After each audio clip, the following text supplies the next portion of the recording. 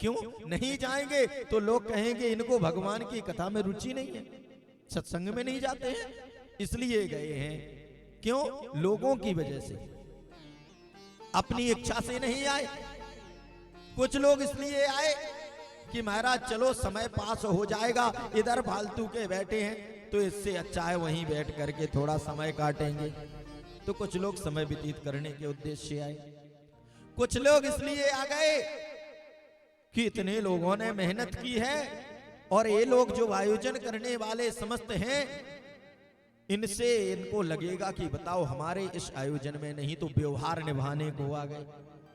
कहने लगे जितने लोग आए इसमें सारे के सारे अनेक अनेक विचारों के अनुसार लोगों ने श्रवण किया है। इस विचार से कोई भी नहीं सुन रहा कि मेरे जीवन का कल्याण हो जाए। इस विचार से तो एकमात्र धुंधकारी था जिसने सुना कि मुझे प्रेत पीड़ा है, इसलिए मुझे इस पीड़ा से निवारण चाहिए प्रभु, और कुछ नहीं चाहिए। इसलिए एकमात्र धुंधकारी ने पूर्ण मनोयोग के साथ श्रवण किया। इसलिए आज उसको हम लेकर के जा रहे हैं। अब तो महाराज इधर धुंधकारी गया, सब लोग कहने लगे गोकर्ण भैया बड़ी गलती हो गई, 7 दिन तक कथा होती रही और हम लोग समझ नहीं पाए, धोखा हो गया भैया, फिर से कथा करो, फिर से कथा होनी दो। कहते अगले मास श्रावण मास में पुनः एक भव्य आयोजन किया। अब तो लोग बड़े सतर्क सजग, और जो लोग पहली बार सहयोग में नहीं थे वो सब आ गए, सब तैयार हो गए। एक बार धोखा खा चुके, और दोबारा जैसे ही महाराज कथा प्रारंभ हुई कि कथा का समापन पूर्ण हुई, तो कहते हैं कि जिस प्रकार से कि अयोध्यावासिना पूर्वम यथा रामेण संगतः तथा कृष्णेन ते नीता गोलोकम योगी दुर्लभम। जिस प्रकार से अयोध्या धाम से राजा राम जी समस्त अयोध्या वासियों को लेकर के परम धाम वैकुंठ धाम को गए थे, उसी प्रकार से साक्षात श्री कृष्ण प्रभु प्रकट हुए, गोकर्ण भैया को हृदय से लगाया और समस्त गोकर्ण के जो ग्रामवासी थे सबके लिए सब लोगों के विमान प्रकट हुए और सबको एक साथ लेकर के प्रस्थान कर गए। बोलिए गोकर्ण महाराज की, श्री राधा वल्लभ सरकार की। तो इस प्रकार से महाराज इधर देवर्षि नारद तो सुन करके गदगद हो गए। हे महाराज, अद्भुत कथा है, कैसे कैसे पापियों का कल्याण कर देती है। बस अब अंतिम प्रश्न नारद जी कहते हैं, मेरा यह अंतिम प्रश्न है, इसका समाधान और कर दीजिए। शनकादिकों ने कहा बताइए। कहने लगे कि इस कथा के करवाने का नियम क्या है, विधि क्या है, और इसमें कितना खर्च आता है। महाराज शनकादिकों ने प्रसन्न होकर के कहा, नारद जी भैया, प्राय यही प्रश्न जगत में सबका होता कि महाराज करवाने की तो हमारी भी इच्छा हो रही है, बहुत दिनों से मन में लगी है, लेकिन खर्च कितना आता है, ये जरूर प्रश्न करते हैं। तो यह प्रश्न सबसे पहले आता है कि कितना खर्चा होगा। इच्छा तो बड़ी है, बहुत दिनों से विचार कर रहे हैं। बताने लगे, कहते सुनो। तो सबसे पहले बताते हैं कि विवाहे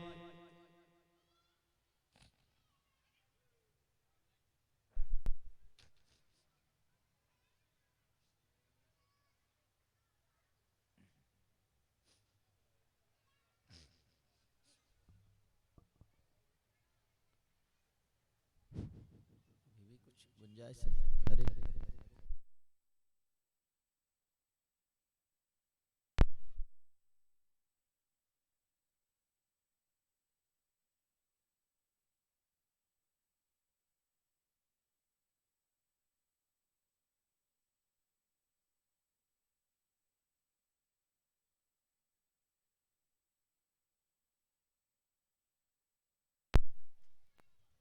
अरे अलग अलग है क्या कनेक्शन? श्री राधे। कहने लगे कि सुनिए, कथा करवाने में क्या खर्च आता है उसके संबंध में कथन करते सबसे पहले यही बताने लगे। अरे जगत के लोगों को यही जानकारी आवश्यक है कि विवाहे यादृशम वित्तम तादृशम परिकल्पयेत्। कहने लगे जिस प्रकार से बेटी के विवाह में बड़ी धूमधाम के साथ उत्साह के साथ किया जाता है, ऐसी ही है श्रीमद् भागवत कथा का आयोजन होना चाहिए। उत्साह और आनंद के साथ सुंदर तैयारियां हो, पूर्ण मनोयोग के साथ तैयारियां की जाएं। अब कोई कहे बिटिया के विवाह में महाराज खर्च कितना होता है, तो सब प्रकार के विवाह होते हैं, हजारों लाखों के होते हैं और करोड़ों अरबों रुपए के भी विवाह होते हैं। और एक विवाह ऐसे भी होते हैं कि जिसके पास फूटी कौड़ी भी नहीं लेकिन बेटी है तो ग्राम के, समाज के, पंचायत के लोग जोड़ करके और विवाह संपन्न करा देते हैं।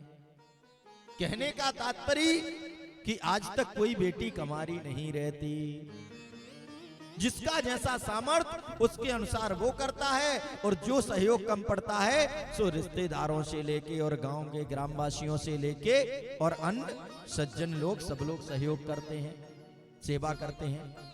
तो कहने लगे इसी प्रकार से यह श्रीमद् भागवत कथा है, पूर्ण उत्साह और आनंद के साथ अपनी सामर्थ्य के अनुसार इसका आयोजन करना चाहिए। सामर्थ्य आपके पास लाखों की है तो लाखों का आयोजन हो, हजारों की है तो हजारों का हो, करोड़ों की दे रखी है और खर्च 100 रुपए करें तो भी गलत है, और खर्चा करने की हिम्मत 100 रुपए की और 1 लाख खर्च कर दो तो भी गलत है। जैसा सामर्थ्य है उसके अनुसार व्यक्ति को करना चाहिए। कृपणता करोगे तो गलत है और बहुत अधिक खर्च करोगे सामर्थ्य से अधिक तो भी गलत है। इसलिए कहने लगे कि जैसा बेटियों के विवाह का होता है वही इसका विधान है, पूर्ण श्रद्धा और समर्पण के साथ करना चाहिए। फिर सुंदर व्यासपीठ का सृजन करावे, सुंदर भव्य मंडप बना करके, और फिर उस व्यासपीठ पर किसी विरक्तो वैष्णवो विप्रो वेद शास्त्र विशुद्धि कृतम दृष्टांत कुशलो धीरो वक्ता कार्योति निस्पृहा। जो विरक्त हो, वैष्णव हो और ऐसे विप्र ब्राह्मण को व्यासपीठ पर बैठा लेना चाहिए, और जो दृष्टांत में कुशल हो, जो कथा को कह करके सुंदर दृष्टांतों के माध्यम से समझाने का सामर्थ्य रखता हो, वेद शास्त्रों का जिसको अध्ययन हो, और जिसकी वैष्णव नहीं होगा, श्रद्धा नहीं होगी, तो जिसकी स्वयं की श्रद्धा नहीं है भगवत चरणों में, वह भगवत कथा श्रवण करने वालों को भगवत चरणानुरागी नहीं बना सकता है। इसलिए वह स्वयं वैष्णव हो, विरक्त हो, विप्र हो, ब्राह्मण हो और दृष्टांत को समझाने वाला हो। बहुत अधिक लोभी नहीं होना चाहिए महाराज। व्यासपीठ पर बैठने वाला यदि लोभी है, लालची है, तो सुंदर मधुर कथा का जो वास्तविक फल है वह प्राप्त नहीं हो सकता। क्यों? क्योंकि उसका उद्देश्य इस कथा से, हरि कथा से अर्थ क्या आ रहा है इस पर नहीं जाएगा। उसका तो विचार इस कथा से अर्थ कितना आ रहा है इस पर विचार रहेगा। कथा का अर्थ क्या है इस पर विचार नहीं रहेगा। कथा हो और उसमें अर्थ कितना आए इस पर ही चिंतन जाएगा घूम करके। तो इसलिए वह नीतियां बनाने लगेगा, बताने लगेगा जो शास्त्रों में भी नहीं है। इसलिए स्पष्ट लिखा कि ऐसे सुंदर विरक्त ब्राह्मण को बैठालना चाहिए। और महाराज आगे कहते हैं जो कथा श्रवण करे उसके लिए नियम। यह प्रश्न बार बार प्राय यहां भी आता था माताओं बहनों का, इसको ध्यान से सुन लें आप लोग। बार बार प्रश्न आते हैं जिन्होंने मंगल कलश रखे हैं वो क्या करेंगी, बगैर नमक का खाएंगी, क्या करेंगी? सुन लो, इस श्रीमद् भागवत में जो लिखा वही बात कहते हैं, अन्य अन्न की आवश्यकता नहीं। कि भोजनम तू परम मन्ये कथा श्रवणो कारकम नोपवासो बरा प्रोक्ता कथा विघ्न करो यदि। देखिए यहां स्पष्ट रूप से लिखा है कि भोजनम तू वरम मन्ये, उपवास रखने में यदि आपने उपवास रखा और कथा सुनने में विघ्न आ रहा है तो उपवास ना रखें, क्या करें? भोजन करें। और भोजन कितना करें महाराज? उपवास की कोई आवश्यकता नहीं, अनिवार्य नहीं है कि उपवास ही रहना है, व्रत ही रहना है, बगैर व्रत के कार्य नहीं चलेगा ना।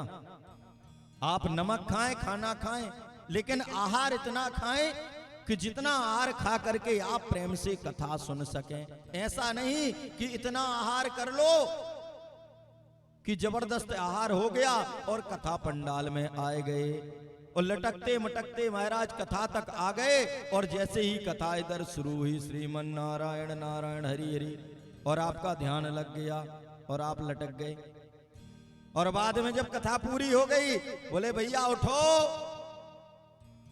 एक गांव में एक सेठ जी थे और सेठ जी कभी जाते नहीं सत्संग में। एक दिन श्री देवी जी ने, माताओं बहनों की बड़ी भक्तवत्सला रहती हैं, बड़ी ही करुणामयी है, तो माताओं की श्रद्धा अधिक रहती है भगवान के चरणों में।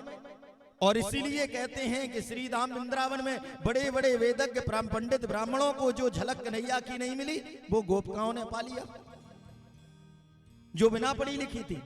क्यों? क्योंकि उनमें श्रद्धा अधिक थी। महाराज सेठ जी को सिठानी ने जबरदस्ती करके भेजा, जाओ सत्संग हो रहा है सुंदर, वहां पहुंच जाओ।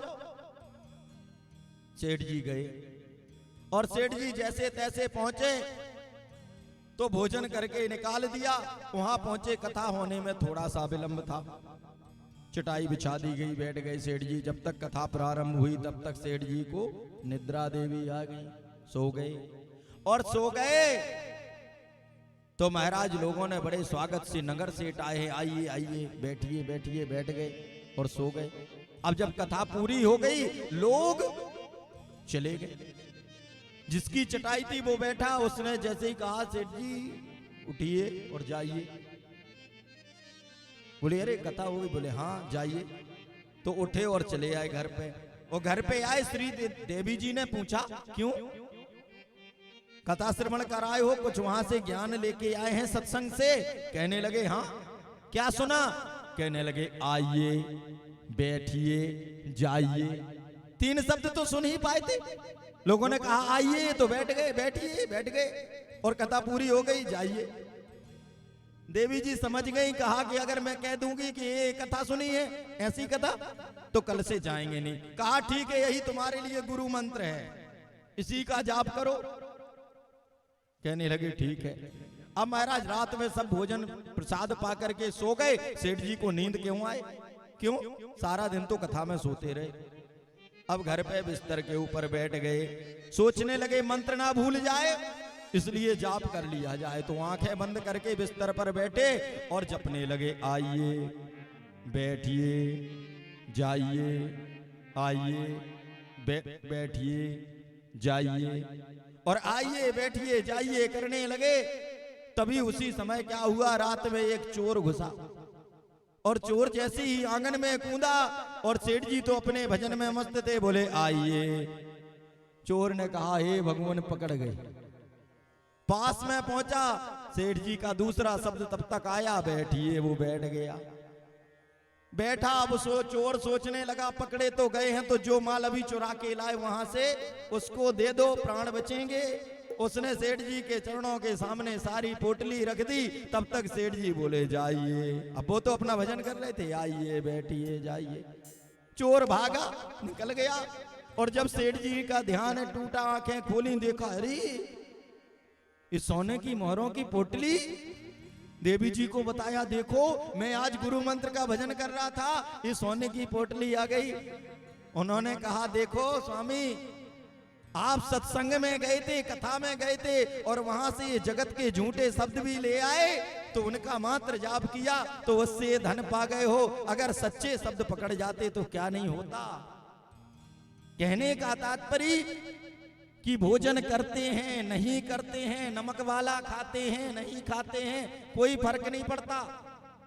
इसलिए सब लोग प्रेम से नमक वाला खाना खाओ, लहसुन प्याज नहीं खाना, तामसिक भोजन होता। इसलिए अन्यान अवक्ष पदार्थ बिल्कुल ना खाओ, जीवन में कभी नहीं खाना। इस कथा के बाद संकल्प ले लेना कि हम जो खाने वाली चीजें हमारे लिए नहीं है, मनुष्य ने हमें, प्रभु ने शाकाहारी मनुष्य बनाया, हम शाकाहारी ही जीवन जिएंगे। आनंद आ जाएगा जीवन में, इस कथा का पूरा आनंद आपको मिलेगा, पूर्ण लाभ हो जाएगा, इस बात की गारंटी है। इसलिए अभक्ष नहीं खाना बिल्कुल। और जिस दिन हवन होगा उस दिन व्रत रहना है सबको, और हवन करने के बाद फिर सब लोग भोजन करना। तो इसलिए भोजन करो, लेकिन कितना, जितने में कथा सुनने में कोई विघ्न ना आए। यदि कोई उपवास रहता है, किसी की श्रद्धा है, व्रत रहना है, व्रत रहिए, मना ही नहीं।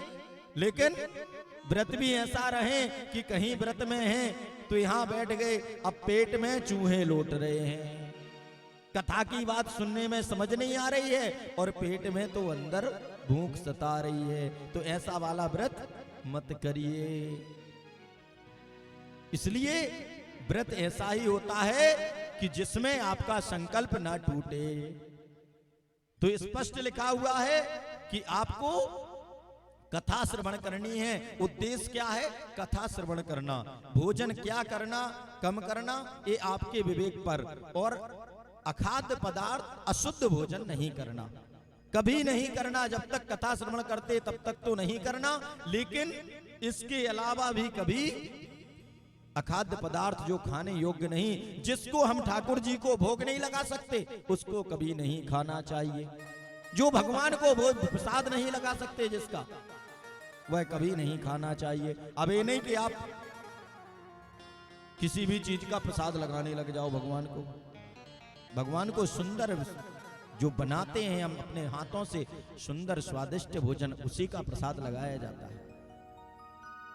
तो इस प्रकार से महाराज कहा कि अपनी सामर्थ्य के अनुसार, जैसा शरीर की शक्ति है, जैसा सामर्थ्य है, वैसा व्रत और आहार लेना चाहिए।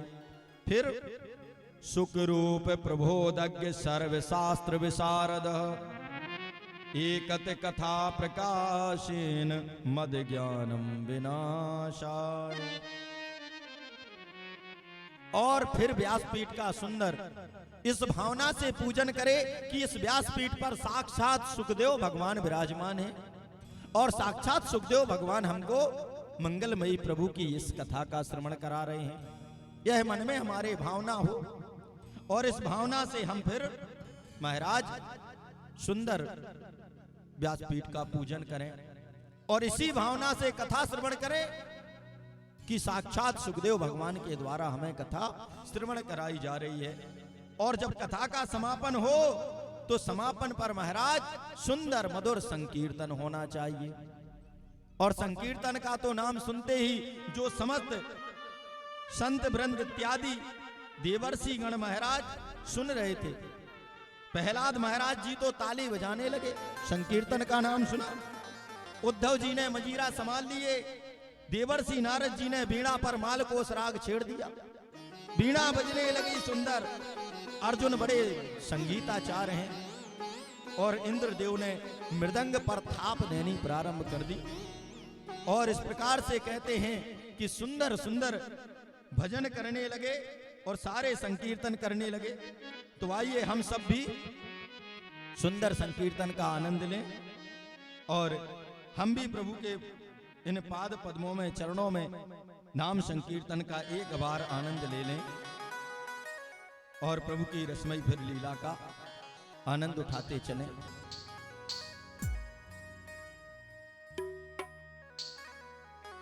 कि साथी तेरा संसार ना होगा, हरि के भजन बिन पार ना होगा।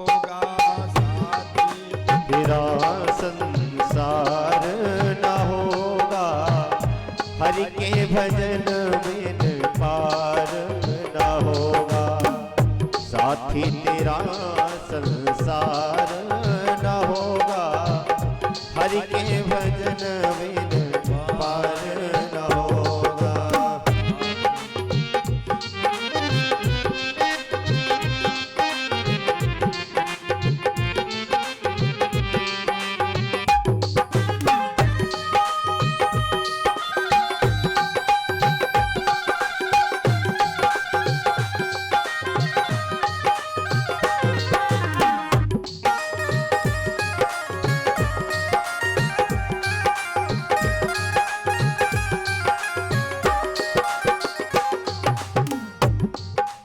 अंत समय में संग में तेरे, अंत समय में संग में तेरे कोई यार न होगा, साथी तेरा संसार न होगा, हरि के भजन बिन पार न होगा। वो साथी तेरा संसार न होगा, अंत समय कोई यार न होगा।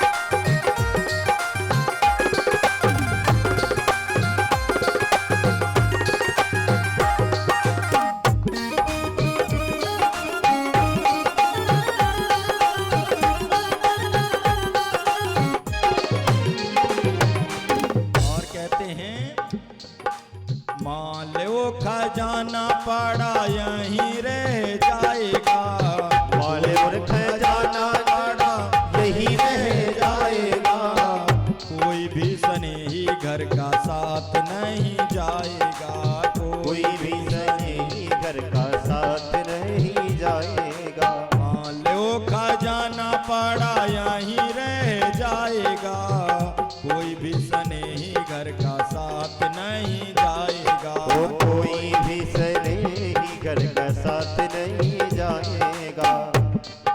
तन पर भी तेरा अधिकार ना होगा, तन पर भी तेरा अधिकार ना होगा, हरि के भजन बिन पार ना होगा।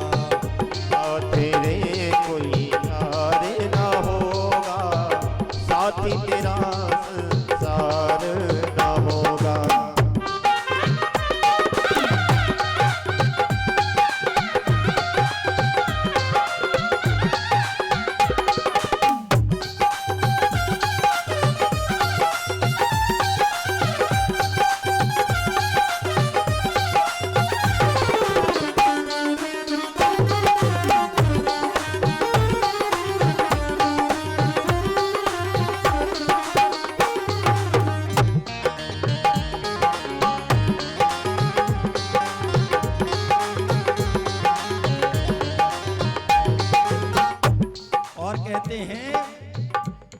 कि हम जिस प्रकार से इस जगत में रहते हैं तो यह सपने की भांति है।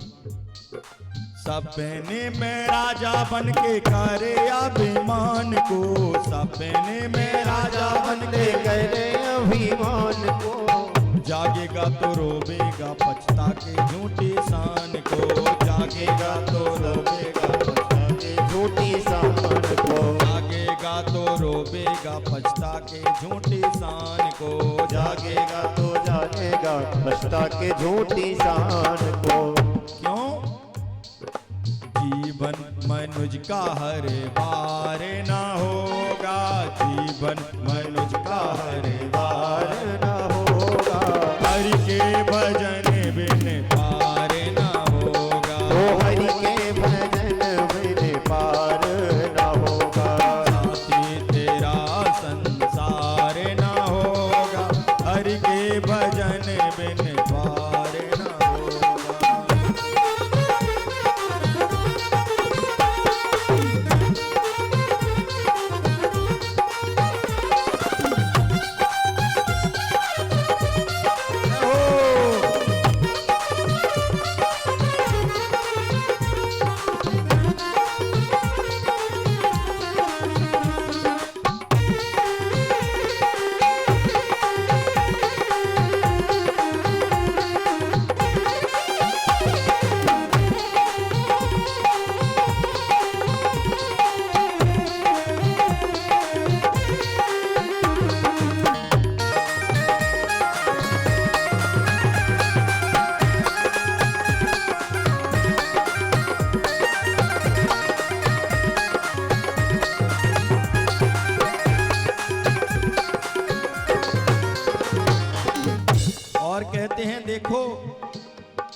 आ रही है मौत पकड़ दामन भगवान का, आ रही है मौत पकड़ दामन भगवान का। छोड़ दे तू माया कम पुण्य प्रेम दान का, छोड़ दे तू माया कम पुण्य प्रेम दान का, छोड़ दे तू माया कमा पुण्य प्रेम दान का। ये मृत्यु सबके साथ, इसलिए कहते हैं इसको सदा याद रखो। आया है सो जाएगा राजा रंग फकीर, को सिंहासन चढ़ चले को बंधे जंजीर। जो भी आए हैं सबको जाना पड़ेगा। आ रही है मौत पकड़ दामन भगवान का, आ रही है मौत पकड़ दामन भगवान का। छोड़ दे तू माया कम पुण्य प्रेम दान का, छोड़ दे तू माया कमा पुण्य प्रेम दान का। हासिल प्रभु जैसा प्यार ना होगा, हासिल करो जैसा प्यार ना होगा। हरि के भजन में पार ना होगा, हरि के भजन बिन पार ना होगा, हरि के भजन बिन पार ना होगा।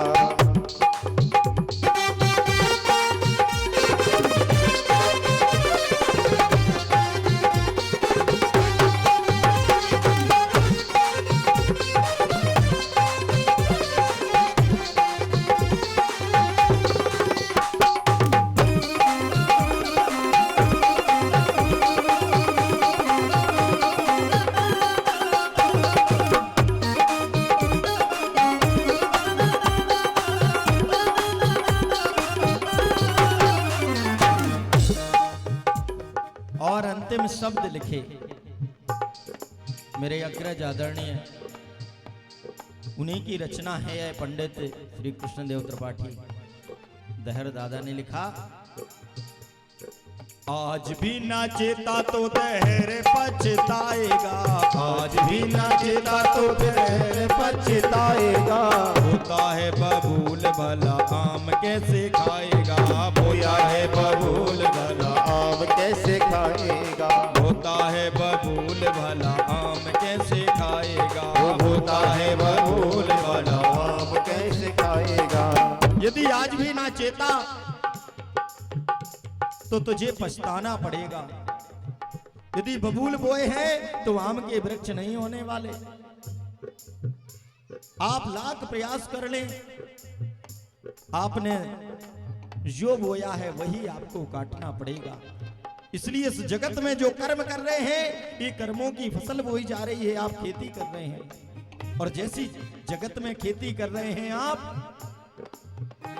क्षेत्र में जाकर के जो भी डालते हैं, मक्का बोए हैं तो मक्का ही पैदा होगा, धान बोए हैं तो धान पैदा होगी। किसी के खेत में मक्का बो दो धान उगाए, कभी नहीं। तो यही जगत का है। बोता है बबूल भला आम कैसे खाएगा, होता है बबूल भला आम कैसे पाएगा। होता है बबूल भला आम कैसे खाएगा, होता है बबूल भला आम कैसे पाएगा। और किसी के यहाँ भले ही श्रृंगार हो जाए, मुर्दे का फिर श्रृंगार ना होगा, मुर्दे का फिर श्रृंगार ना होगा। हरि के भजन बिन पार ना होगा, हरि के भजन बिन पार ना होगा, हरि के भजन बिन पार ना होगा, हरि के भजन बिन पार ना होगा। साथी तेरा संसार ना होगा, हरि के भजन बिन पार ना होगा। साथी तेरे संसार ना होगा, हरि के भजन बिन पार ना होगा, हरि के भजन बिन पार ना होगा, हरि के भजन बिन। बोले सच्चिदानंद भगवान की जय जय श्री राधे। और इस प्रकार से महाराज अब कहते हैं द्वितीय स्कंद प्रथम स्कंद में कि जन्माद्यस्य यतोऽन्वया यादितर तश्चार्थेषु विज्ञासुराट् उत्तेने ब्रह्म हृदया यादि कवे मुह्यन्ते यत सूर्यः तेजो वारिमृधां यथा विनिमयो यत्र निसर्गो मृषः धामना स्वेन सदा निरस्ते कुहकं सत्यं परम धीमहि। और इस प्रकार से महाराज श्री कृष्ण द्वैपायन व्यास जी ने श्रीमद् भागवत की रचना की और रचना करके जब श्री नारायण के समक्ष प्रस्तुत की और प्रस्तुत की तो कहा व्यास जी ने कि प्रभु यह आपके द्वारा कही गई वाणी है, भगवता प्रोक्तम भागवतम, आप इसको आशीष प्रदान करें, यह आपके द्वारा ही कही गई वाणी है। वहीं पर नारायण भगवान के साथ लक्ष्मी मैया थी, तो लक्ष्मी मैया से कहा मैया आप भी इस भागवत को आशीष प्रदान कर दें। लक्ष्मी जी ने कहा क्यों, हम क्यों आशीष प्रदान करें, इसमें हमारा नाम तो कहीं है नहीं। आपने अभी कहा कि भगवता प्रोक्तम भागवतम, जो भगवान ने कहा वही है।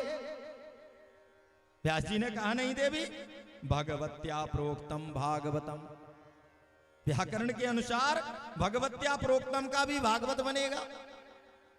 देवी ने कहा, लक्ष्मी मैया बोली ऐसे नहीं मानेंगे, हमारा स्पष्ट नाम आना चाहिए। तब कहते हैं कि श्री व्यास जी महाराज ने उसमें श्रीमद और जोड़ दिया और इसका पूरा नाम हो गया श्रीमद् भागवत। और इस प्रकार से महाराज कहते हैं सुंदर आशीष प्रदान हुआ। और यह जो कथा है, यह कथा प्रभु की वह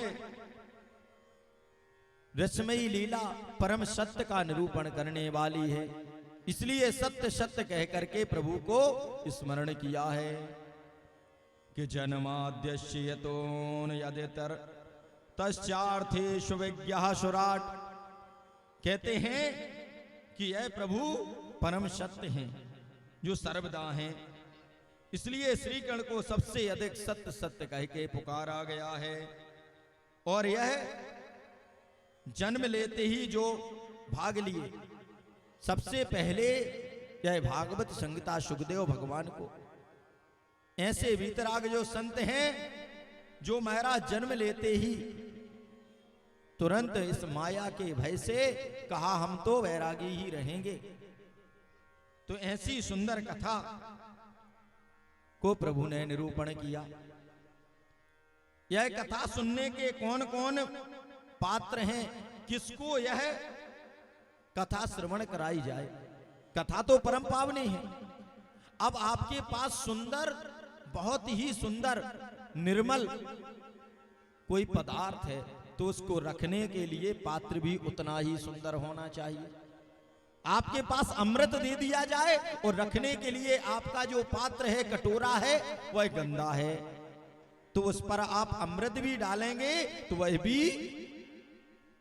स्वच्छ नहीं रहेगा, उसका फल आपको नहीं मिलने वाला। दिव्याति दिव्य निर्मल गौ का दुग्ध हो और रखने वाला पात्र गंदा हो तो वह भी खराब हो जाएगा। इसलिए कहा कि इसको पाने के लिए महाराज सुंदर निर्मल होना चाहिए। जिस हृदय में इसका वास कराना है, इसको स्थान देना है, वह सुंदर और निर्मल हो। कि धर्मा प्रोज्जित केतवोत्र परमो नितम सराणाम शताम अभेद्यम वास्तव मत्र वस्तु शिवदम तापत्र्यो मूलनम।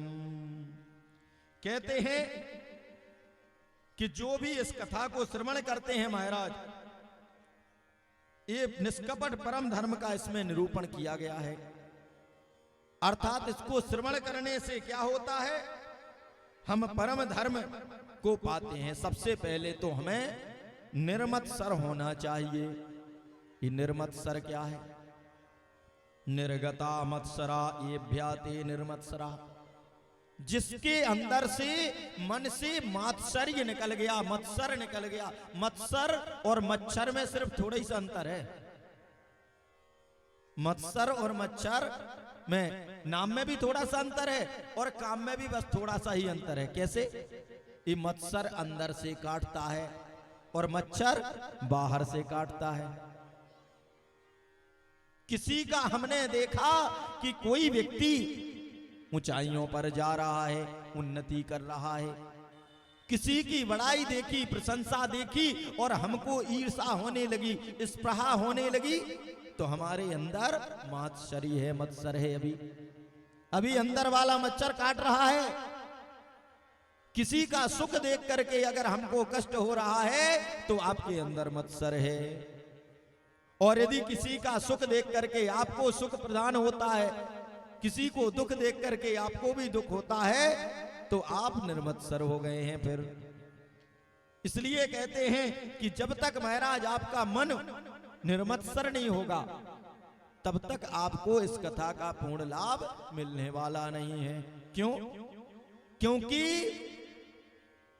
इसको निर्मत्सर बनाने में बड़ी कठिनाई है कि कंचन तजना सहज है, कि सहज त्रिया का नेह, और मान बड़ाई ईर्षा दुर्लभ तजनाए।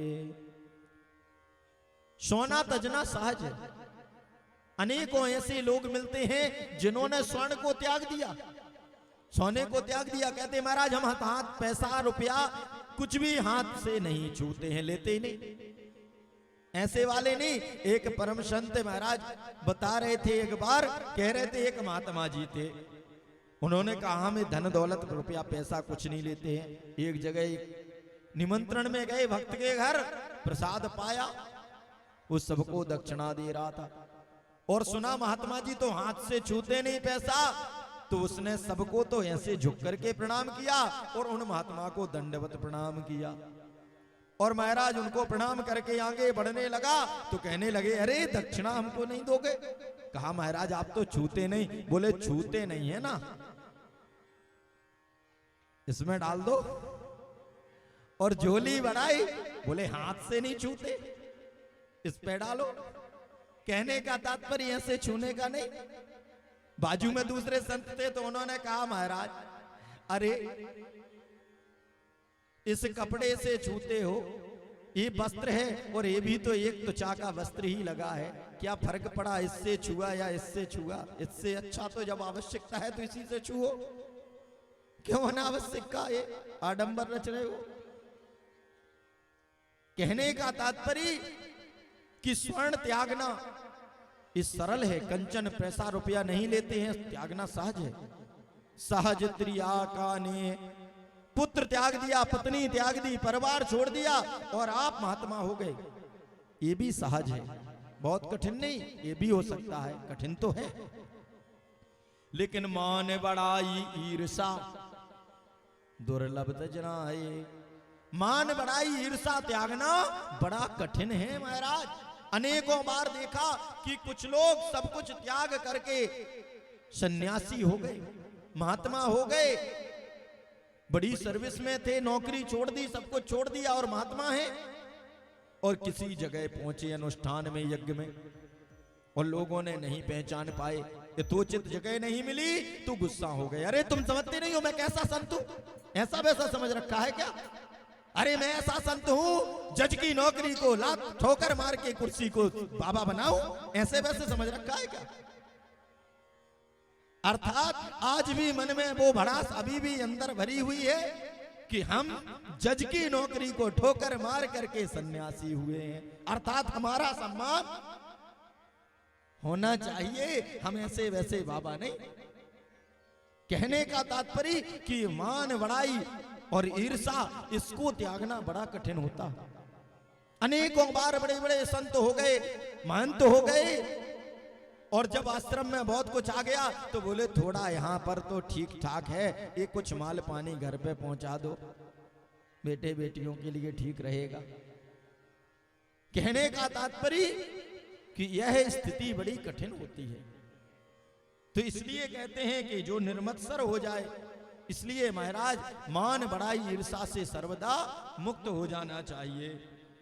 और जैसे ही हम निर्मत्सर होते हैं तो क्या होता है कि वेद्यम वास्तव वस्त्र वास्तवमत्र वस्तु सेवदम तापत्र्योन्मूलनम।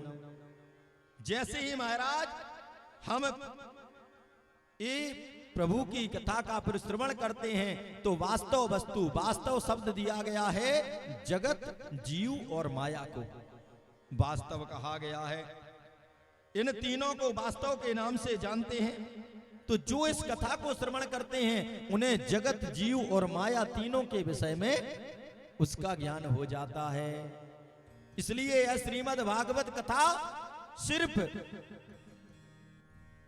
ये श्रवण करके आप एक तरफा चाहें कि अकेले भक्ति मिलेगी तो इसमें ज्ञान वैराग्य भी पुष्ट होगा, जीव जगत माया का भी आपको विवेचन होगा और उस विषय को भी आप जान पाएंगे। फिर क्या होगा कि सद्यो हृदय अवरुद्धते यत्र कृतिभि शुश्रुभि तत् शुभ्री तत् क्षणात्।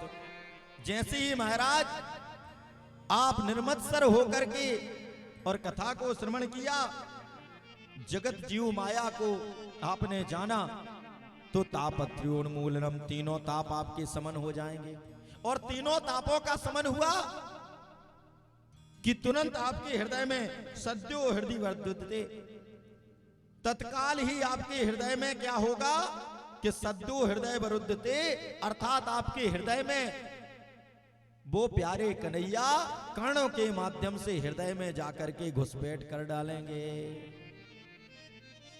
अवरुद्ध हो जाएंगे। यहां पर एक शब्द आया है, यहां पर प्रभु को प्रतिष्ठित नहीं कहा कि बैठ जाएंगे प्रभु आकर के विराजमान हो जाएंगे, ना, अवरुद्ध हो जाएंगे।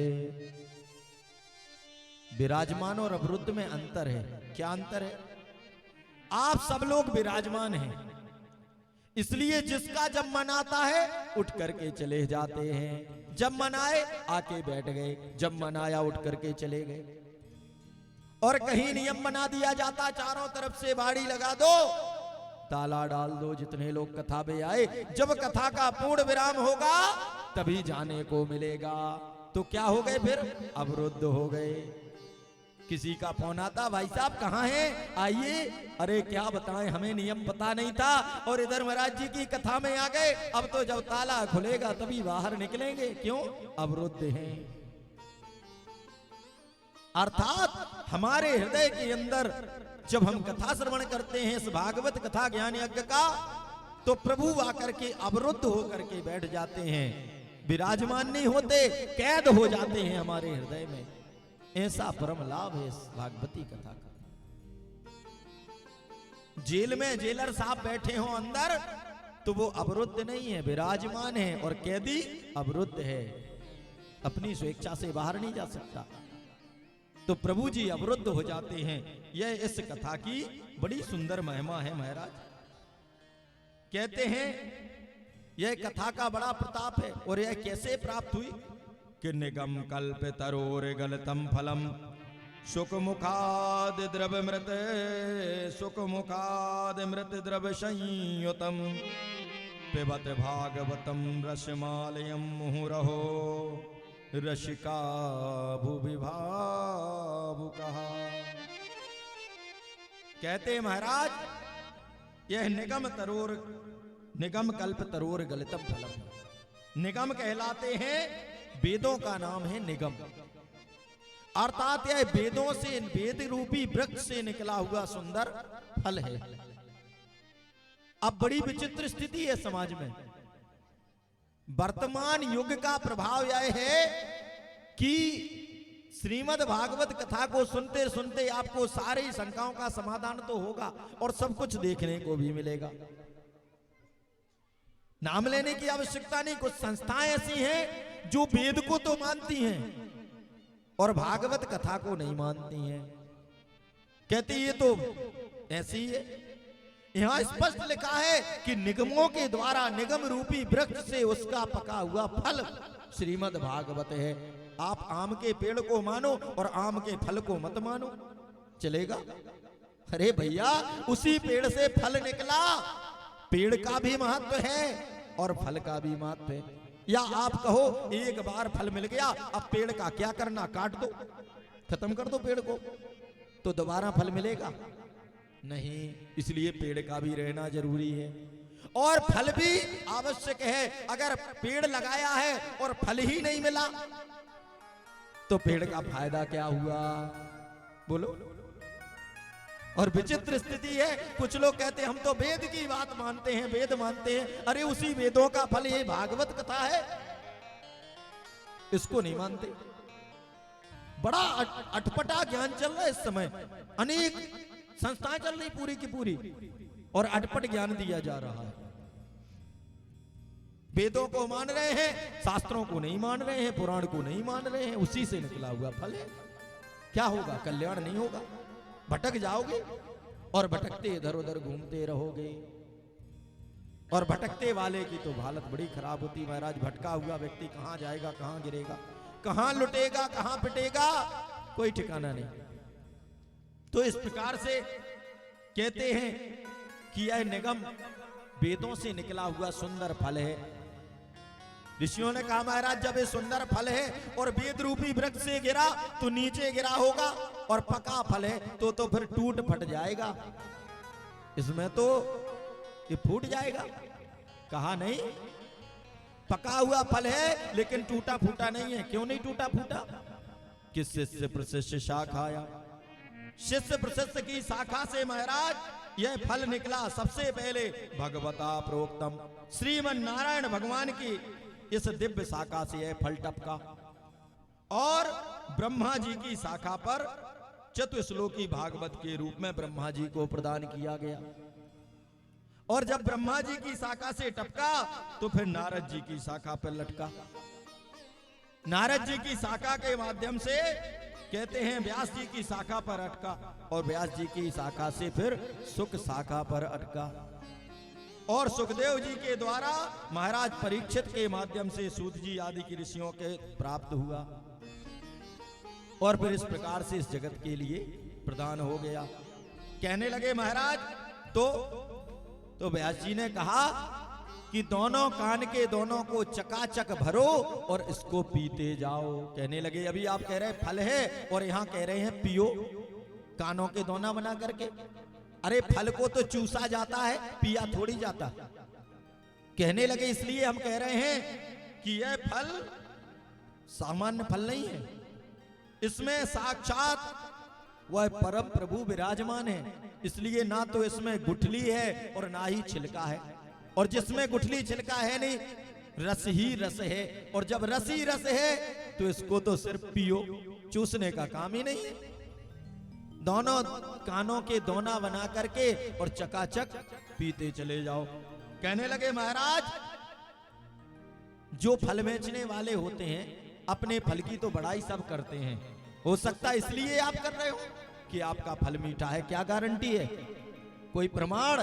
तो कहने लगे सुनो, इस जो भी आम्र का सुंदर फल होता है, फल में सबसे बड़ा पारखी फल का कौन है? तोता। अगर तोता जिस फल में मुंह लगा दे, आंख बंद करके उस फल को खाओ, बड़ा मीठा होता है। तो यहां पर सुख मुखाद मृत द्रव्य संयुतम, सुखदेव रूपी तोते का मोह लग गया है। इसलिए प्रमाण है कि यह तोता के द्वारा चखा गया सुंदर फल है। और इस प्रकार से महाराज कहते हैं कि इस सुंदर फल का आप लोग चकाचक श्रवण करें, पान करें। अब अंत में कहते हैं ऐसे संवाद चल ही रहा था सूत जी शौनक जी महाराज का, और उन्होंने सूत जी महाराज से शौनक जी ने 6 प्रश्न किए हैं कि प्रभु यह इतनी रसमयी कथा है, मेरे मन में अब प्रश्न आ रहे हैं, और इन्हीं 6 प्रश्नों के माध्यम से संपूर्ण भागवत कथा का सारांश इसी 6 प्रश्नों में छुपा हुआ है। इन्हीं 6 प्रश्नों के उत्तर अंत तक आपको प्रदान होंगे। कौन कौन से प्रश्न हैं? कि किम श्रेया शास्त्र सारः का स्वावतार प्रयोजनम, किम कर्म केशवताराश धर्मकम शरणम गतः। हे प्रभु, सबसे पहला प्रश्न है कि प्राणी मात्र का कल्याण कैसे हो। आज शौनक जी प्रश्न कर रहे हैं कि प्रभु बताइए ये जगत के जो प्राणी हैं इनका कल्याण कैसे हो। दूसरा प्रश्न किया कि शास्त्र बहुत हैं और शास्त्रों का सार क्या है, समय बहुत कम है, जीवन थोड़ा सा और शास्त्र इतने हैं, तो इन समस्त शास्त्रों का सार क्या है, इसलिए वह सार हमें बता दीजिए। और तीसरा है कि भगवान यदि सर्व समर्थ हैं, प्रभु में सारी शक्ति है, तो प्रभु फिर ये अवतार क्यों लेते हैं। अरे अगर कोई कहे कि दैत्यों को मारने के लिए लेते हैं, तो जिसकी एक छोटी सी भ्रुकुटी टेढ़ी हो जाए सारी सृष्टि लय हो जाएगी, प्रलय आ जाएगा संसार में। उसको इन दैत्यों को हिरण्याकश्यप जैसे, रावण कंस जैसे को मारने के लिए अवतार लेना पड़े। ये तो वैसे ही हो गया कि कोई कहे मच्छर को मारने के लिए बंदूक चलाओ, अरे एक थप्पड़ भी नहीं जोर का लगता और मर जाएगा। कहने का तात्पर्य कि जब प्रभु तो अवतार क्यों लेते हैं, और यदि भगवान ने अवतार लिए हैं तो प्रभु के कितने अवतार हुए हैं और कहां कहां हुए हैं। जो अवतार हुए वह कितने हैं और कहां कहां हैं। पांचवा प्रश्न है कि जीवन का परम लक्ष्य क्या है। जो हमने जीवन पाया है इसका परम लक्ष्य क्या है।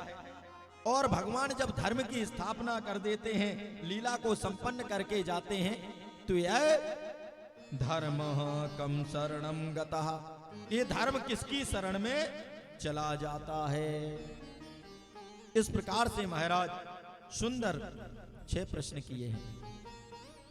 इधर कहते हैं कि सूत जी ने सुखदेव जी महाराज का 2 श्लोकों में ध्यान किया है और सुखदेव जी का ध्यान करके समझाने लगे कि यह जो जीव जगत की यह माया है, यह मनुष्य जब तक मां के गर्भ में रहता है तब तक तो यह बड़ा सुंदर सुकोमल निर्मल रहता है, बड़ी प्रार्थना करता है, लेकिन जैसे ही जन्म पाता है तो स्थिति यह होती है कि भूमि परत भाव डाबर पानी, भूमि परत भाव डाबर पानी, भूमि परत भाव डाबर पानी।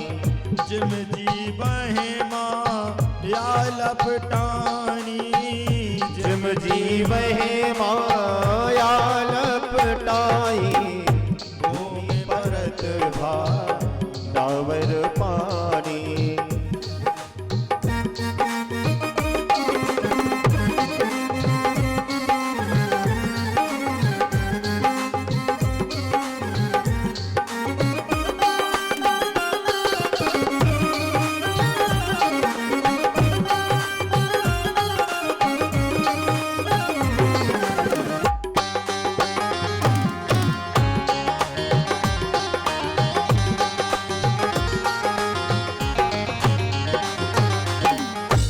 कहने लगे जैसे ही यह जमीन पर एक जल की बूंद गिरती है, जब तक आकाश में स्वच्छ है, और नीचे गिरी कि तुरंत मिट्टी ने उसको धूल में लपेट लिया। ऐसे ही मनुष्य की स्थिति है। इस धराधाम पर आया और ये सारे जगत की माया से लिपट गया। तो महाराज आकर के यहां सब उसी माया को फिर भजते हैं कि माया को सब कोई भजे, माधव भजे न कोई, जो कदापि माधव भजे तो माया चेरी होय। यही ज्ञान कराने के लिए प्रभु ने यह सुंदर प्रयोजन रखा और यह सुंदर भागवती कथा का निर्माण किया है। कहते हैं जब महाराज व्यास जी ने 17 पहले एक वेद लिखा और एक वेद को लिख करके लगा कि ये कलुषित कलयुग के प्राणियों का कल्याण नहीं होगा, तो एक वेद के 4 भाग किए, ऋग्वेद, यजुर्वेद, सामवेद, अथर्ववेद।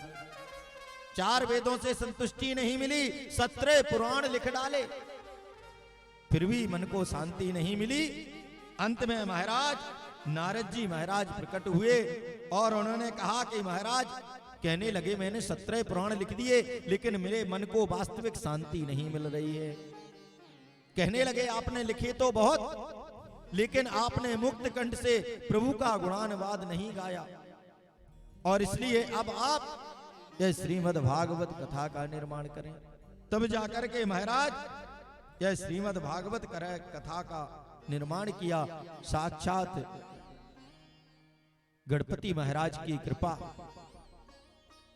और लिखते चले गए।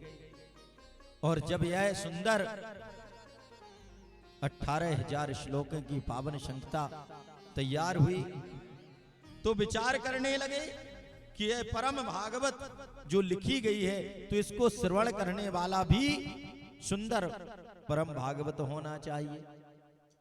अरे सुंदर कोई वस्तु है तो वह सुंदर व्यक्ति को ही प्रदान करनी चाहिए। इसलिए व्यास जी ने विचार किया और अपने शिष्यों के माध्यम से कुछ श्लोक याद करा के छोड़ दिए। जो जन्म लेते ही परिव्राजक हो गए थे सुखदेव महाराज, उनके कर्ण में जब सुंदर शब्द पड़े तो आकर के खिंचे हुए चले आए प्रभु की सुंदर गुणानुवाद को सुन करके। और जब आ गए तो आते ही महाराज फिर संपूर्ण भागवत कथा का रसास्वादन कराया। और समय आने पर वही भागवत कथा कहते हैं सुखताल में आकर के सुखदेव जी महाराज ने महाराज परीक्षित को श्रवण कराई है। आज जब समस्त युद्ध संपन्न हो गया था, समय भी गति कर रहा है और प्रतिदिन, क्योंकि समय में कथा तो बड़ी विस्तृत है, प्रभु की अनंतानंत है, इसलिए थोड़ा सा संक्षिप्त के साथ, क्योंकि प्रतिदिन यदि हम पूर्ण प्रसंग तक नहीं पहुंचेंगे तो ये सप्त दिवस में शताब्दी दौड़ती है, फिर आनंद नहीं आता। और आप लोग इतने मनोयोग के साथ सुनते हैं, इसलिए प्रसंगों में भी पर्याप्त समय व्यतीत हो रहा है। कहते हैं महाराज कि जिस समय पांडवों का कौरवों का युद्ध संपन्न हुआ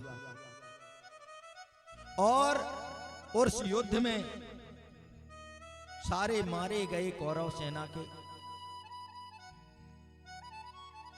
और उधर कहते हैं कि दुर्योधन उसकी उर्दंड का भेदन कर दिया। भीम ने पड़ा हुआ है, मरणासन्न स्थिति में है, और उसको मरणासन्न स्थिति में देख करके अश्वत्थामा आता है, कहता है भैया यदि मैं सच बताऊं मैंने तुम्हारा नमक खाया है और मुझे मंत्री बनाया गया होता सेनापति, तो अवश्य ही अधिक नहीं तो इन पांचों पांडवों में से इनका कुछ तो हानि में करके छोड़ता, ऐसी पराजय नहीं होती कि अपने सब मारे जाते। कहने लगे भैया अब तो जो हुआ सो हुआ, अब तुम क्या कर सकते हो। और इस प्रकार से महाराज दुर्योधन से कहने लगा चलो अंतिम प्रयास में करके देखता हूं। और प्रभु तो लीलाधारी हैं, सब कुछ जानते हैं, इसलिए जाकर के महाराज पांचों पांडवों को कहने लगे कि आज विजय दिवस है, इसलिए हम विजय उत्सव मनाने चलेंगे। और पांचों पांडवों को लेकर के कन्हैया चले गए। इधर अश्वत्थामा गया, काकगुलूक न्याय से रात्रि में गया, पांचों पांडवों की सैया पर पांडव पुत्र सो रहे थे, उन पांचों के सिर को उतार लिया, सिर को उतार करके लाया। बड़ा प्रसन्न, भैया देखो मैंने पांचों के सिर काट लाया। पहले तो दुर्योधन को विश्वास नहीं हुआ महाराज, भरोसा नहीं हुआ कि ऐसा नहीं हो सकता, अरे इतने वीर और पांचों के। और जब पास आए पहचान गया, ओहो भैया तुमने तो मुझे कहीं का नहीं छोड़ा, मेरे वंश में कोई पानी देने वाला नहीं, मेरा तो विरोध इन पांडवों से था, पांडव पुत्रों से नहीं। बड़ा अन्याय हो गया। अब तो अश्वत्थामा भयभीत, और इसी विरह पीड़ा में दुर्योधन तो चल बसा। अश्वत्थामा समझ गया अब मैं जिंदा नहीं बचूंगा, भागने लगा। इधर महाराज द्रौपदी की पीड़ा को देख करके अर्जुन ने प्रतिज्ञा की, देवी जिसने तुम्हारे पुत्रों की हत्या की है उसको मैं अवश्य मृत्यु दंड दूंगा। और जाकर के महाराज अश्वत्थामा को पकड़ लिया, पकड़ करके पशुओं की भांति बांधा। कन्हैया ने कहा क्या कर रहे हो, इसका वध कर दो। कहने लगे नहीं प्रभु, मैंने वचन दिया है द्रौपदी को, उसके सामने जाकर के इसको दंड दूंगा। अब महाराज जैसे ही लेकर के आए हैं और पास में लेकर के आए। कहते हैं रोपनी ने जैसे ही देखा कहने लगी, मुच्यताम मुच्यताम से ब्राह्मणों नितराम गुरु। हे प्रभु छोड़ दो इसको, छोड़ दो। अरे देवी क्या कह रही हो, ये तुम्हारे 5 पुत्रों का हत्यारा है, आप कहती हो छोड़ दो।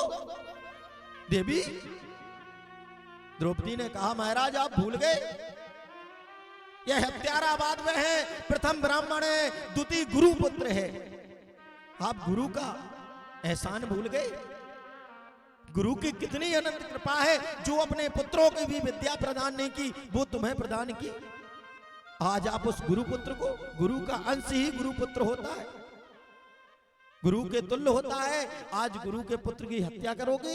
नहीं, मैं छत्राणी हूं इसलिए मैं इस वेदना को सहन कर सकती हूं, लेकिन मैं नहीं चाहती कि मेरी गुरु माता के पास अब कोई सहारा नहीं, क्योंकि गुरुदेव तो युद्ध में मारे गए हैं, इसलिए एकमात्र पुत्र का सहारा है। मैं छत्राणी हूं इसलिए इस वेदना को सहन कर सकती हूं, गुरु माता को यह वेदना नहीं देना चाहती। मैंने 5 पुत्रों का कष्ट सहा है, इसलिए उस वेदना को मैं नहीं चाहती कि गुरु मां को कष्ट हो। अब तो महाराज अर्जुन कहने लगे, कन्हैया बताओ क्या करें? कन्हैया ने कहा हम तो पहले कह रहे थे, तो शास्त्र जो कहते हैं सुन लो। क्या कहते हैं कि ब्रह्म बंधुर्न हंतव्यम आतताई बधारणा मयेवो भय माम नातम परिपाहनुशासनम। कहने लगे कि ब्रह्म बंधुर्न हंतव्यम, ब्राह्मण वाला कोई भी हो, कितना पापी हो धर्मी हो, उसको मारना नहीं चाहिए, और आतताई कोई हो उसका वध कर देना चाहिए। अर्जुन ने कहा जय हो प्रभु, आप सीधे सीधे मुझे तो कोई बात कहते नहीं, खड़े भी होते तो टेढ़े। एक तरफ कह रहे हैं ब्राह्मण बालक है इसलिए उसका वध नहीं करो, दूसरी तरफ कहते हैं आतताई है उसको छोड़ो नहीं, उसका वध होना चाहिए। कहने लगे सुनो तो दूसरी बात, आप क्षत्रिय हैं और क्षत्रिय को अपनी प्रतिज्ञा का पालन करना चाहिए, इसलिए आपने प्रतिज्ञा की है, आपको प्रतिज्ञा अपनी निभानी चाहिए। और दूसरी बात सुन लो, आपके बड़े भाई युधिष्ठिर हैं, वो राजा हैं, बड़े भाई हैं, क्षत्रिय धर्म है कि राजा आज्ञा की भी अवहेलना ना हो, बड़े भाई की आज्ञा का पालन करो। तो बड़े भैया तो कह रहे छोड़ दो, और मेरी प्रतिज्ञा है कि मारूंगा, अब मार दिया जाए कि छोड़ दिया जाए? महाराज बड़ा संकट है। लेकिन कोई अर्जुन जैसा शिष्य हो तो वो कन्हैया की बातों को समझता है। कन्हैया ने सब कुछ कह दिया और अर्जुन अंत में समझ गए, और उसकी चमचमाती हुई मस्तक से मणि को निकाला। जो प्रतिष्ठित व्यक्ति है अवश्य नहीं होता कि उसका गला ही काटा जाए। यदि भरी समाज में प्रतिष्ठित व्यक्ति का सम्मान को आहत कर दिया जाता है तो जितनी बार स्मरण करता है उतनी बार मृत्यु तुल्य कष्ट पाता है। मृत्यु में तो एक ही बार मरेगा, और अपमान हुआ है तो बार बार जब जब उसको याद आएगा तब तक स्मृति में वह वेदना को पाएगा। और इस प्रकार से महाराज मस्तक की मणि को निकाला, अपमानित कर दिया। अपमानित होकर के अश्वत्थामा भागा, जाकर के ब्रह्मास्त्र का प्रहार कर दिया। इस पांडव वंश का एक अंकुरण है जो वीर अभिमन्यु मारा गया है, उसका पुत्र उत्तरा के गर्भ में पल रहा है, इसलिए महाराज ब्रह्मास्त्र का प्रहार किया। और उस ब्रह्मास्त्र का इधर कुंती मैया बुआ से विदाई मांग रहे थे। कन्हैया रथ पर एक पैर रखे हुए और माता से जाने को महुआ जी जा रहे हैं। कुंती मैया ने कहा कि आप बुआ बुआ कह के मुझको सब कुछ भुला देते हैं, मैं प्रत्यक्ष रूप से देख रही हूं आपने मेरे ऊपर कितनी कृपा की है। अरे सैकड़ों कौरव मारे गए, मेरे 5 में से 1 पुत्रों का बाल बांका नहीं हुआ, ये किसकी कृपा थी? आपकी। आप साक्षात प्रभु हैं। कुंती मैया प्रणाम करने लगी, अरे बुआ उल्टी गंगा मत बहाओ। और ऐसा कहते कहते महाराज उसी समय एक आवाज आई, पाही पाही महायोगन देहो देहो जगतपते नान्यम तद भयम पश्ये यत्र मृत्यु परस्परम। पाही माम करती हुई एक देवी आई, चरणों में गिर गई। चरणों में गिरी, अरे कौन? उत्तरा। समझ गए प्रभु, तुरंत अंगुष्ठ रूप में छोटा सा रूप बनाया, उत्तरा के गर्भ में प्रविष्ट कर गए। और उसी समय महाराज परीक्षित को सुंदर दर्शन हुआ और उधर से ब्रह्मास्त्र का भी निदान कर दिया, परीक्षित की रक्षा कर ली। और तभी से प्रभु का एक नाम हो गया उत्तरायण। बोलिए उत्तरायण भगवान की। और उत्तरा के गर्भ की रक्षा कर दी। और कुंती मैया ने आज वरदान मांगा, कहा प्रभु आपने इतनी कृपा की तो आप एक वरदान हमको दीजिए। अवश्य हुआ। कहने लगी कि प्रभु के विपदा संतु ना शश्वत तृण जत्र ये जगत गुरु भवतो दर्शनम यत स्याद पुनर्भव दर्शनम। कहने लगे प्रभु मुझे तो विपदा ही दे दो, सदा मेरे ऊपर सर्वदा संकट ही बने रहे, आपत्ति विपत्ति ही बनी रहे। अब बताओ कुंती बुआ क्यों मांग रही हैं? क्यों? जब जब मेरे ऊपर संकट आया, कष्ट आए तो आप सामने खड़े हो गए, और आज कष्ट नहीं संकट नहीं तो आप जाने के लिए तैयार हैं। इसलिए मैं तो यही चाहती हूं कि मेरे जीवन में सदा सर्वदा संकट ही बना रहे, जिससे आप सदा मेरे पास रहें। इस प्रकार से वरदान मांगा महाराज। और कहते हैं कि इधर तो प्रभु के पास कष्ट थोड़ी है, प्रभु कहने जाना ही स्थगित कर दिया। कहने लगे बस बुआ जी आपके साथ ही रहेंगे। और इस प्रकार से महाराज जब संपूर्ण राज्य शासन में यह पांडव जाकर के वानप्रस्थ को चले गए, और अंत में समय काल के साथ परीक्षित जी का जन्म हुआ। महाराज परीक्षित को सत्ता सौंप दी, और महाराज परीक्षित जी ने सत्ता को पा करके अनेक विचार चल रहे हैं लोगों के कि परीक्षित कैसे होंगे। कुछ लोग कहते हैं अरे वीर अभिमन्यु अर्जुन के पुत्र हैं, अभिमन्यु पुत्र हैं, इसलिए पराक्रमी होंगे। कुछ कहते हैं बच्चे हैं, जाकर के घूमते हैं और भ्रमण करते हैं। भ्रमण करते करते महाराज देखते हैं कि एक जगह पर एक गाय को बड़ी वेदना दे रहा है, प्रताड़ना दे रहा है, और उस दुष्ट को देख करके तलवार निकालते हैं, उसका वध करने को तैयार होते हैं। और वध करने को तैयार हो जाते हैं तो अपना मुकुट निकाल करके वह दुष्ट दुरात्मा चरणों में रख देता है। और क्षत्रियों का नियम है जो शरणागत हो गया उसको दंड नहीं देते हैं। कहा कौन हो तुम जिसने गौ माता की इतनी वेदना दी, गौ माता को ऐसा प्रताड़ित किया मेरे शासन में? तब कहने लगे कि प्रभु मैं कलयुग हूं। अरे तुम दुष्ट पापी कहां से आ गए? कहने लगे सरकार मेरा समय हो गया और एक छत्र सब जगह तुम्हारा ही राज्य, तो मुझको तो आना ही पड़ेगा। तो कहने लगे मुझे स्थान दे दो। तो इन शब्दों को अवश्य ध्यान रखें कि कलयुग का वास किधर किधर है। कलयुग तो है लेकिन कलयुग पुण्यदायी भी है, फलदायक भी है, और दूसरी ओर कलयुग कराल, कलयुग कष्टदायी भी है। कहा ठीक है। तो महाराज परीक्षित ने कलयुग को स्थान दिया। कहा कि दूतम पानम स्त्रियः सूनायत्रा धर्मश्चतुर्विधा। कहा जहां पर सबसे प्रथम युद्ध, जहां पर जुआ खेला जाए, सुन लीजिए इस बातों को याद रखना, वहां साक्षात कलयुग विराजमान होता है। जहां जुआ खेला जाएगा वहां कलयुग जी विराजमान हो जाएंगे। पानम, जहां पर पीने का कार्य होगा, पी जाएगी, तो जहां पर ये पीने वाली, और इसलिए सरकार इतनी अच्छी व्यवस्था करती है। चलो बिहार में तो कृपा है, शासकीय तौर पर बंद है, अब प्राइवेट वाले अपने जय श्री राधे।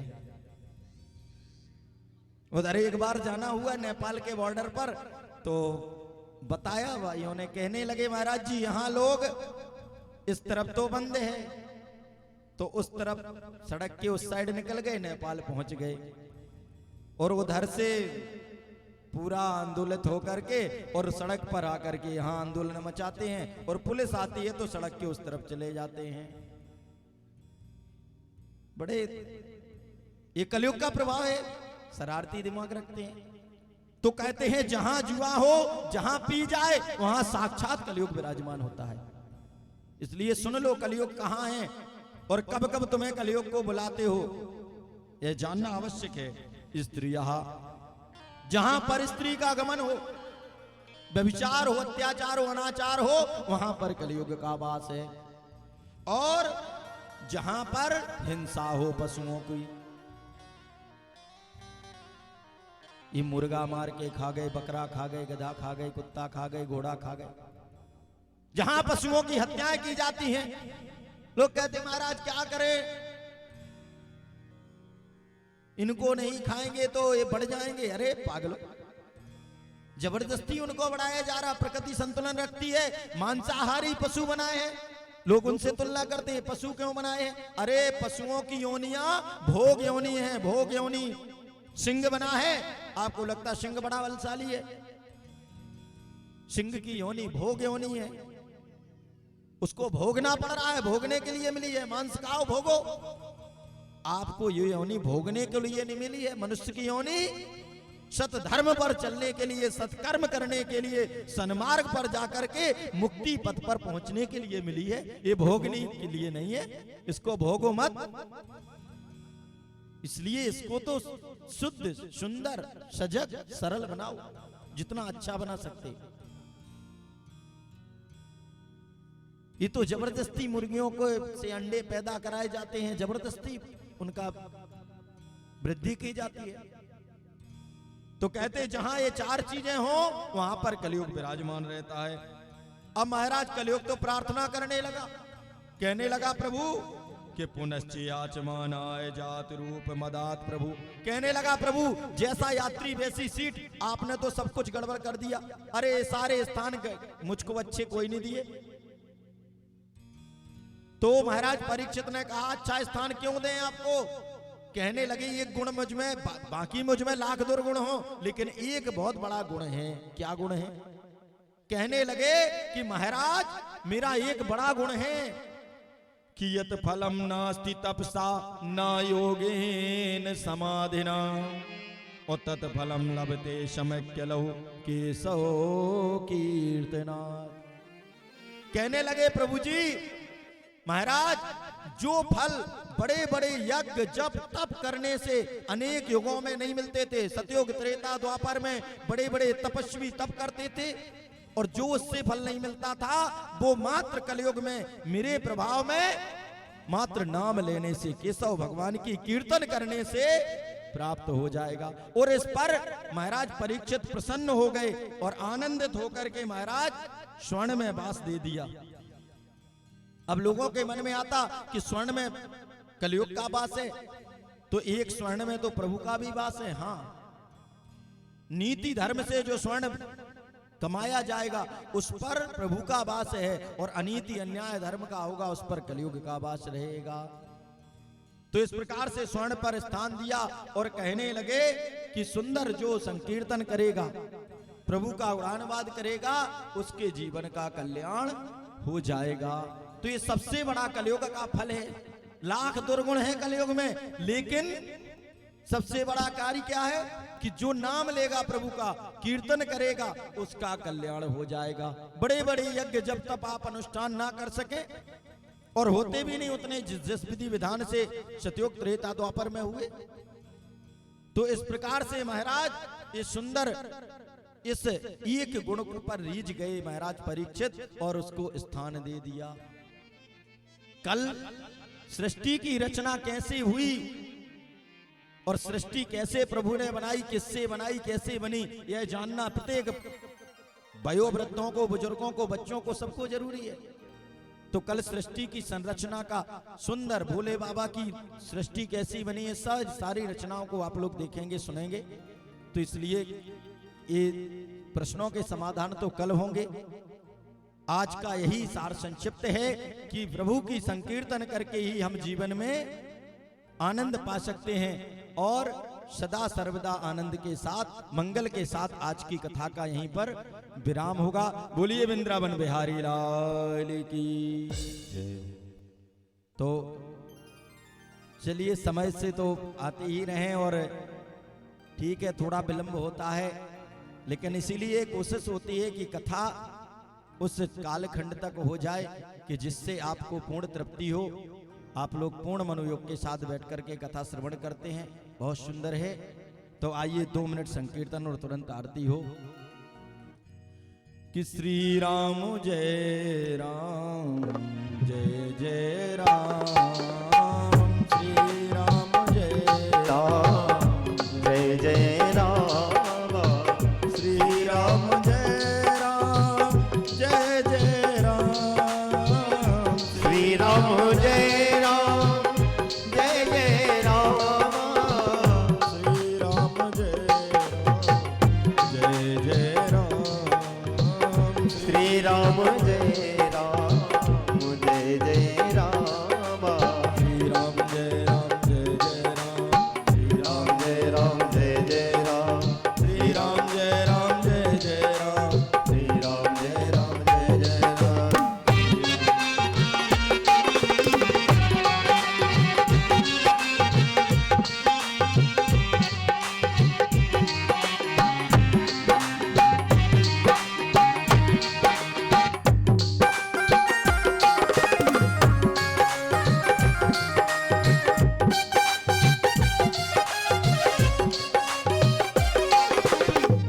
श्री राम जय जय राम, श्री राम जय जय राम, श्री राम जय जय राम,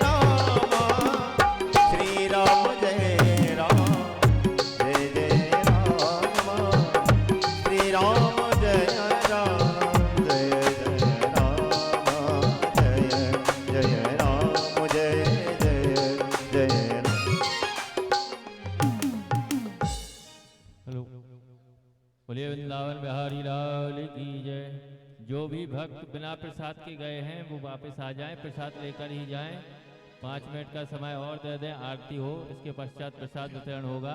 तो सभी भक्त प्रसाद लेकर ही जाएं। सभी अपने अपने जगह पे खड़े हो जाएं।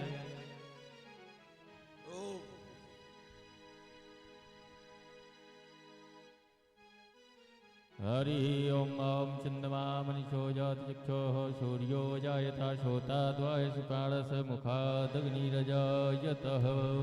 श्री बांके बिहारी तेरी आरती गावो, हे गिरधर तेरी आरती गावो, श्री बांके बिहारी तेरी आरती गावो, हे गिरधर तेरी आरती गावो।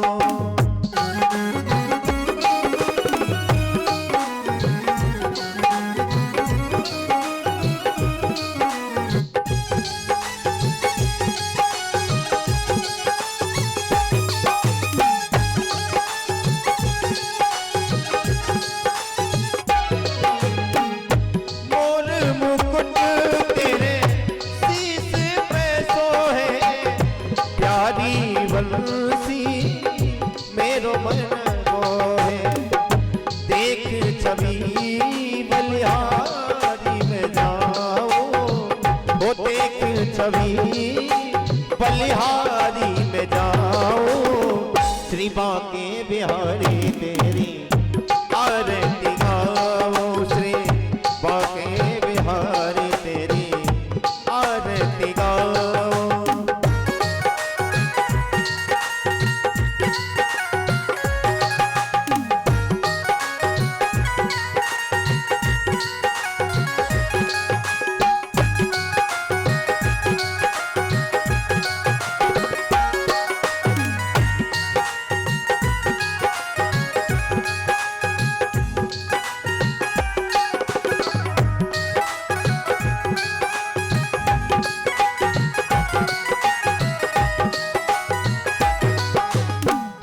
चरणों से निकली है गंगा प्यारी, जिसने सारी दुनिया है तारी, ओ जिसने सारी ये दुनिया है तारी, उन चरणों के मैं शीश नवाऊं, उन चरणों के मैं शीश नवाऊं, श्री बांके बिहारी तेरी आरती गाओ, श्री बांके बिहारी तेरी आरती गाओ।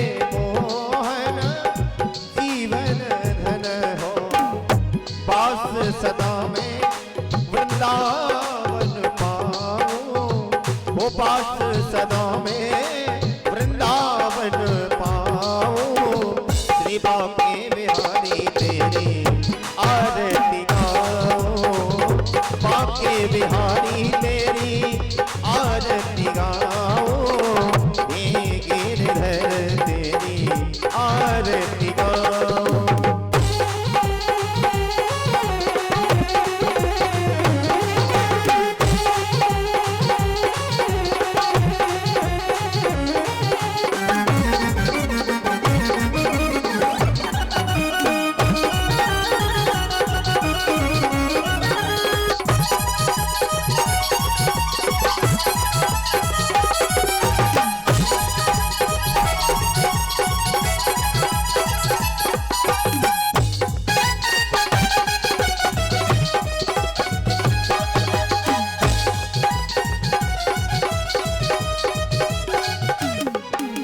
कर्पूरी गौरम करुणावतारम संसार सारम भुजगेन्द्रहारम सदा वसंतम विद्याधुविल्ले नमः भवानी चैतम नमः। तुमेव माता च पिता तुमेव बन्धु च सखा तुमेव वेद्या द्रविणं तुमेव सर्वं मम देवो देव तुमेव सर्वं मम देवो देव तुमेव सर्वं मम देवो देव तुमेव सर्वं मम देवो देव तुमेव सर्वं मम देवो देव।